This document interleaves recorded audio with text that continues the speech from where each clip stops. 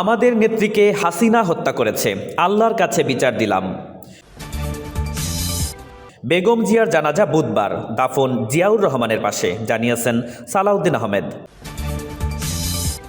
মায়ের মরদেহ দেখে হাসপাতাল ছাড়লেন বিষণ্ণ তারেক রহমান। মায়ের ছায়া থেকে বঞ্চিত হলো জাতি, কান্নাজড়িত কণ্ঠে জানিয়েছেন রিজভী। খালেদা জিয়ার মৃত্যুতে ধৈর্য এবং শৃঙ্খলা বজায় রাখার আহ্বান প্রধান উপদেষ্টার। আমাদের নেত্রীকে হাসিনা হত্যা করেছে, আল্লাহর কাছে বিচার দিলাম। বিএনপি চেয়ারপারসন এবং 3 বারের সাবেক প্রধানমন্ত্রী বেগম খালেদা জিয়া আর নেই। আজ মঙ্গলবার 30 ডিসেম্বর ভোর 6টায় রাজধানীর এভার কেয়ার হাসপাতালে চিকিৎসাধীন অবস্থায় 80 বছর বয়সে তিনি শেষ নিঃশ্বাস ত্যাগ করেছেন। ইন্না লিল্লাহি ওয়া ইন্না ইলাইহি রাজিউন। তার প্রয়াণে দেশ জুড়ে শোকের ছায়া নেমে এসেছে। ভোর থেকেই এভার কেয়ার হাসপাতালের সামনে ভিড় করছেন হাজারো নেতাকর্মী এবং সাধারণ মানুষ।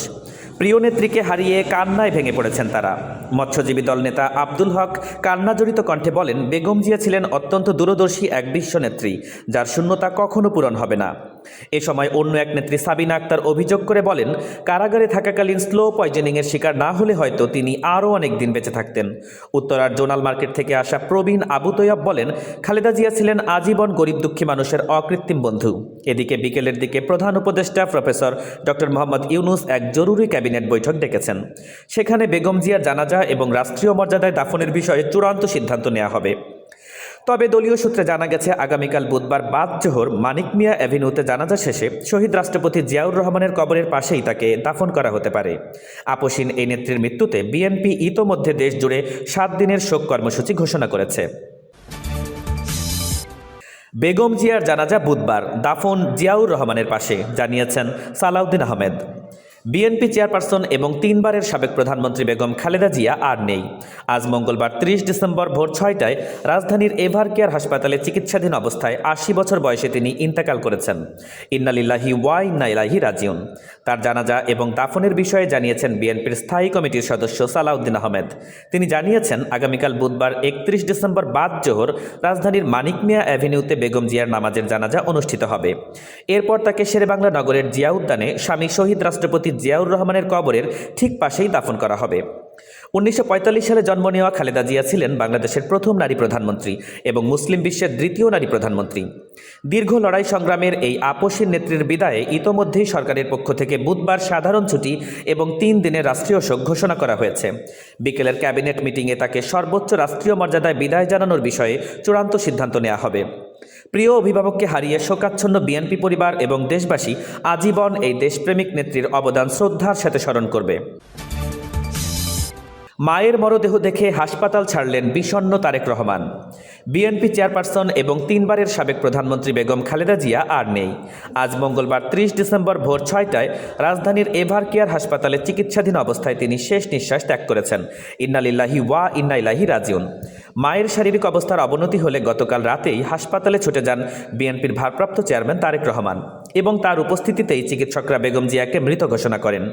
আজ সকাল 10টা 8 মিনিটে অত্যন্ত বিমর্ষ এবং বিষণ্ণ অবস্থায় হাসপাতাল ত্যাগ করেছেন তারেক রহমান। এদিকে প্রিয় নেত্রীর মৃত্যুর খবর ছড়িয়ে পড়লে ভোর থেকেই এভার কেয়ার হাসপাতালের সামনে জড়ো হতে থাকেন হাজার হাজার নেতাকর্মী। সেখানে সৃষ্টি হয় এক হৃদয় বিদারক পরিবেশ। অনেককে মাটিতে লুটিয়ে কাঁদতে এবং একে অপরকে জড়িয়ে ধরে আহাজারি করতে দেখা গেছে। শোকাভিভূত নেতাকর্মীরা বলছেন, জাতি আজ এক মহান অভিভাবককে হারালো। আজীবন গণতন্ত্রের জন্য লড়াই করা এই আপসীন নেত্রীর জানাজা আগামীকাল বুধবার বাদ জোহর মানিক মিয়া অ্যাভিনিউতে অনুষ্ঠিত হবে এবং পরে তাকে শহীদ রাষ্ট্রপতি জিয়াউর রহমানের কবরের পাশেই দাফন করা হবে। বর্তমানে হাসপাতাল এলাকায় কড়া নিরাপত্তা বলয় গড়ে তুলেছে পুলিশ এবং আইন শৃঙ্খলা রক্ষাকারী বাহিনী। মায়ের ছায়া থেকে বঞ্চিত হলো জাতি, কান্নাজড়িত কণ্ঠে বলেছেন রিজভী। বিএনপি চেয়ারপারসন এবং 3 বারের সাবেক প্রধানমন্ত্রী বেগম খালেদা জিয়া আর নেই। আজ মঙ্গলবার 30 ডিসেম্বর ভোর 6টায় রাজধানীর এভার কেয়ার হাসপাতালে চিকিৎসাধীন অবস্থায় 80 বছর বয়সে তিনি শেষ নিঃশ্বাস ত্যাগ করেছেন। ইন্না লিল্লাহি ওয়া ইন্না ইলাইহি রাজিউন। তার প্রয়াণে এক সংবাদ সম্মেলনে কান্নাজড়িত কণ্ঠে বিএনপির সিনিয়র যুগ্ম মহাসচিব রুহুল কবির রিজভী বলেছেন, সংকটে এবং শোকে মাথার উপর যেমন মায়ের ছায়া থাকে, আজ জাতি সেই ছায়া থেকে বঞ্চিত উপস্থিত হলো। তিনি আরও বলেছেন, এত নিপীড়ন সহ্য করে এবং চোখের সামনে সন্তানের লাশ দেখেও শুধুমাত্র দেশের মানুষ এবং গণতন্ত্রের জন্য তিনি অটুট মনোবল নিয়ে টিকেছিলেন। এই অপূরণীয় ক্ষতি কাটিয়ে ওঠা জাতির জন্য অত্যন্ত কঠিন। এদিকে বেগম জিয়ার মৃত্যুতে বিএনপি দেশ জুড়ে 7 দিনের শোক কর্মসূচি ঘোষণা করেছে। এ সময় দেশের সকল দলীয় কার্যালয়ে কালো পতাকা উত্তোলন এবং নেতাকর্মীরা কালো ব্যাজ ধারণ করবেন। এছাড়া প্রতিটি কার্যালয়ে মরহুমার আত্মার মাগফিরাত কামনায় কোরআন খতম এবং দোয়া মাহফিলের আয়োজন করা হয়েছে। আগামীকাল বুধবার 31 ডিসেম্বর বাদ জোহর মানিক মিয়া অ্যাভিনিউতে জানাজা শেষে শহীদ রাষ্ট্রপতি জিয়াউর রহমানের কবরের পাশেই তাকে দাফন করা হবে। গণতন্ত্র পুনরুদ্ধারের এই আপসীর নেত্রীর বিদায়ে বর্তমানে সারা দেশে এবং বিশ্বজুড়ে গভীর শোকের ছায়া বিরাজ করছে। খালেদা জিয়ার মৃত্যুতে ধৈর্য এবং শৃঙ্খলা বজায় রাখার আহ্বান জানিয়েছেন প্রধান উপদেষ্টা। বিএনপি চেয়ারপারসন এবং 3 বারের সাবেক প্রধানমন্ত্রী বেগম খালেদা জিয়া আর নেই। আজ মঙ্গলবার 30 ডিসেম্বর ভোর 6টায় রাজধানীর এভার কেয়ার হাসপাতালে চিকিৎসাধীন অবস্থায় 80 বছর বয়সে তিনি ইন্তেকাল করেছেন। ইন্না লিল্লাহি ওয়া ইন্না ইলাইহি রাজিউন। তার প্রয়াণে আজ দুপুর 12টায় জাতির উদ্দেশ্যে ভাষণ দিয়েছেন অন্তর্বর্তীকালীন সরকারের প্রধান উপদেষ্টা প্রফেসর মোহাম্মদ ইউনূস। ভাষণে তিনি এই জাতীয় সংকটে দেশবাসীকে গভীর ধৈর্য এবং সর্বোচ্চ শৃঙ্খলা বজায় রাখার আহ্বান জানিয়েছেন। বেগম জিয়াকে জাতির এক মহান অভিভাবক হিসেবে অভিহিত করে প্রধান উপদেষ্টা বলেছেন, বাংলাদেশের গণতান্ত্রিক সংগ্রাম এবং নারী শিক্ষার প্রসারে তার অবদান জাতি শ্রদ্ধার সাথে স্মরণ করবে।